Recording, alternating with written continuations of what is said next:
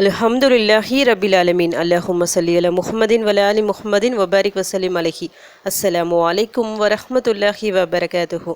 Welcome to voice of ஈமான். எல்லாரும் எப்படி இருக்கீங்க? நல்லா இருக்கீங்களா? அல்ஹம்துலில்லாஹ். அல்லாஹ் சுப்ஹானஹு வ தஆலா உங்களுக்கு நீண்ட ஆயுளையும் ஆரோக்கியத்தையும் வழங்க வேண்டும் என்று துவா செஞ்சு ஆரம்பிக்கிறேன். புனித மாதமான பரக்கத்தான முஹரம் மாதத்தில் இருக்கின்றோம். அல்ஹம்துலில்லாஹ். முஹரம் மாதத்தின் 2வது வியாழக்கிழமை, வியாழன் மற்றும் வெள்ளி எப்போவுமே நாம் சிறப்பான துவாக்களை பார்த்துட்டு வரோம். இந்த 2 நாட்களில் ஊதுற மாதிரி இந்த வியாழனை பற்றி உங்களுக்கு சொல்லவே வேணாம்.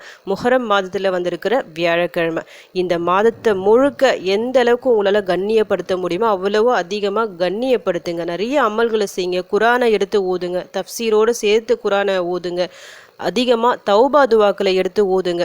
இந்த மாதம் முழுக்க நல்ல தௌபா செஞ்சு நிறைய அமல்களை செஞ்சு அல்லாஹ்வின் நெருக்கத்தை பெற முயற்சி செய்யுங்க. இதன் மூலமாக உங்களுடைய பல கஷ்டங்கள் வறுமைகள் எல்லாமே நீங்கும். இப்போ முஹரம் மாதம்னா என்னது? அதில் முக்கியமாக ஒரு விஷயம் இருக்குது, ஆஷுரா நாள். அந்த ஒரு நாளாலேயே இந்த முஹரம் மாதம் மிக மிக சிறப்பு பெறுகின்றது.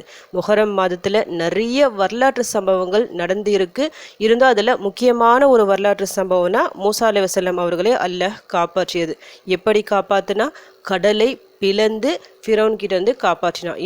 அல்லாஹ்வின் வல்லமையை இந்த உலகத்துக்கே நிரூபித்த நாள், கண்கூடாக நிரூபித்த ஒரு நாள் தான் ஆஷுரா நாள். அந்த ஆஷுரா நாள் இந்த முஹரம் மாதத்தில் தான் இருக்கிறது. ஆஷுரா நாளை நாம் எப்படி கண்ணியப்படுத்தணும்னா, நோன்பு வச்சு கண்ணியப்படுத்தணும். அவசியம் நோன்பு வச்சுக்கிங்க.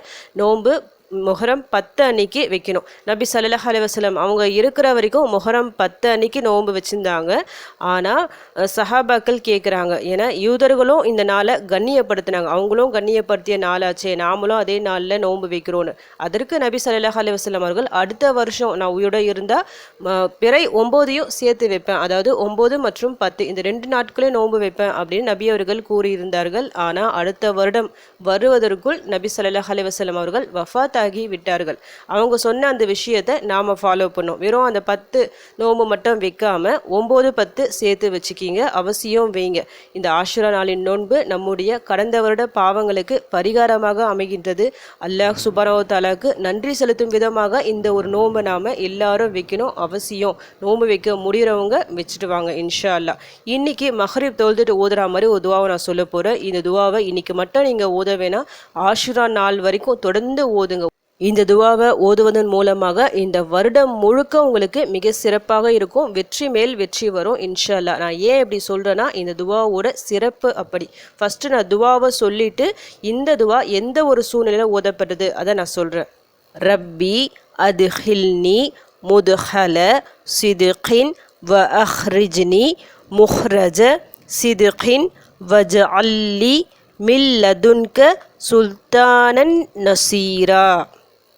ரப்பி அத்ஹில்னி முத்ஹல சித்கின் வ அஹ்ரிஜ்னி முஹ்ரஜ சித்கின் வஜ்அல்லி மின் லதுன்க சுல்தானன் நசீரா.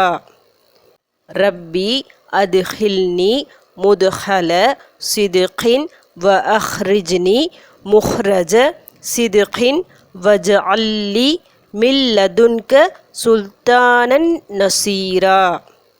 என் இறைவனே, என்னை சிறந்த முறையில் நுழைய செய்வாயாக, மேலும் சிறந்த முறையில் என்னை வெளிப்படுத்துவாயாக, மேலும் உன் புறத்திலிருந்து எனக்கு உதவி செய்யும் ஒரு சக்தியை ஆக்குவாயாக. இந்த ஒரு துவா எந்த ஒரு சூழ்நிலையில் ஓதப்பட்டதுன்னா, அல்லாஹ் சுப்ஹானஹு வ தஆலா நபி ஸல்லல்லாஹு அலைஹி வஸல்லம் அவர்களுக்கு கற்றுத்தந்த துவா. இந்த துவாவை ஓதுமாறு கட்டளையிட்டான். எந்த ஒரு சூழ்நிலைனா, நபி ஸல்லல்லாஹு அலைஹி வஸல்லம் அவர்கள் மக்காவிலிருந்து மதீனாவிற்கு ஹிஜ்ரத் செஞ்சாங்க பார்த்தீங்களா. அந்த ஒரு சமயத்தில் அல்லாஹ்விடம் இருந்து வஹி நபி ஸல்லல்லாஹு அலைஹி வஸல்லம் அவர்கள் ஓதிய துவா இது.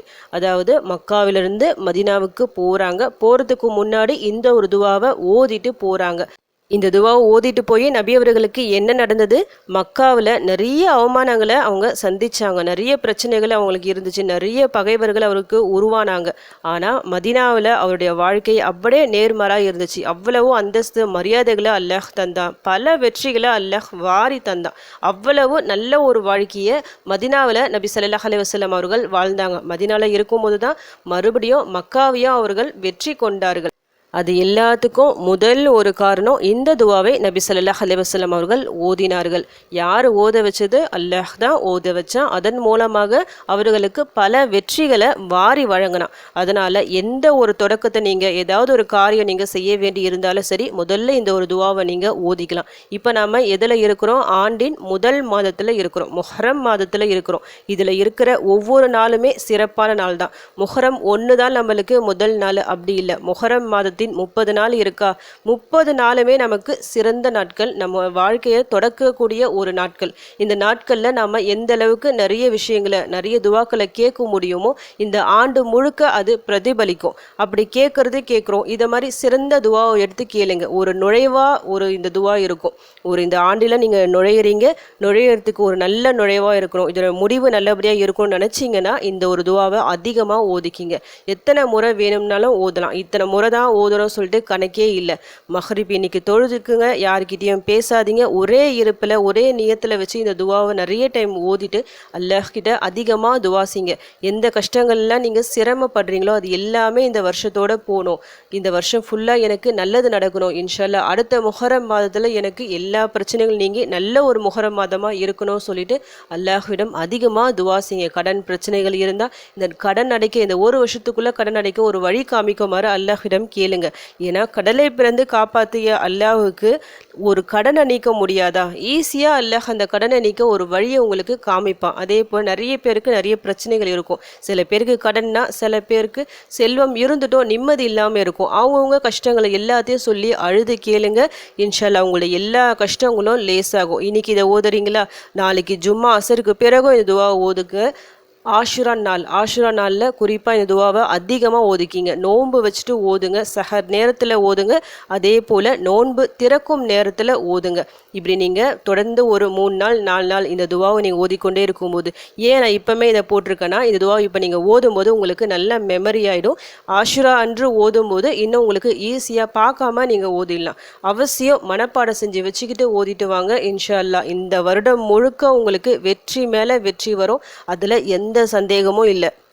ஏன்னா நீங்கள் கேட்பது சாதாரண துவாவும் இல்லை. அல்லாஹ் சுப்ஹானஹு வ தஆலா நபி ஸல்லல்லாஹு அலைஹி வஸல்லம் அவர்களை ஓதுமாறு கட்டளையிட்ட துவா. இதன் மூலமாக தான் அல்லாஹ் நிறைய வெற்றிகளை நபி அவர்களுக்கு தந்தான். நிச்சயமாக நமக்கும் தருவான். அந்த உறுதியோடு நம்ம ஓதுனா இன்ஷா அல்லாஹ் ஓதுங்க. உங்கள் வாழ்க்கை நல்ல முறையில் மாறும்.